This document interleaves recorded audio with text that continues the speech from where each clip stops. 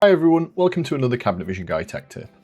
In this episode, I'm going to be showing you how to import a list of cabinets or a CSV file into order entry within a CV job.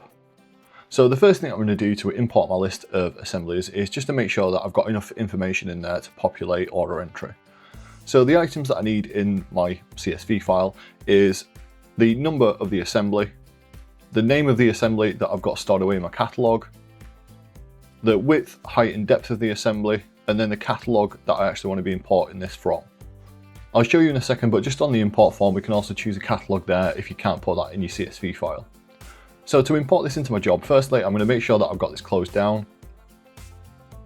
And then I'm going to head through into reports and then into utilities. And then I'm going to click on import order.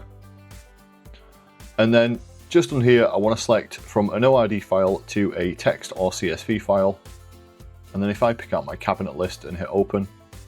If this is the first time you're importing a CSV file, the next thing that we need to do is just to match up the headers of all the different columns of the CSV file with what we actually want to import in. So if I just click on the top here where it says ignore, what I need to do is just set this to be an ID, and then this one needs to be the cabinet name. Then we've got the width, height, and depth. For this column, I can also click on it and select a catalogue if I want to. Got that in here, but I can also select the catalogue where these assemblies are stored.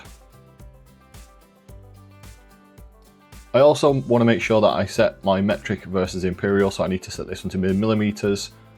And if my CSV file has a header to it, what I can do is set the import at and then just skip over the header in the CSV file, so it's quite handy. If I have any additional fields in my CSV file that I don't want to use on import, what I can do is just click on the drop down here and just make sure this is set to ignore. We've also got several other things that you can bring in, things like the hinging if you want left, right, pair or none, and also things like the descriptions and the comments as well. So I'm just going to save this configuration. So once this is set, I don't need to set it again. And then from here, I'm just going to hit OK and then OK again.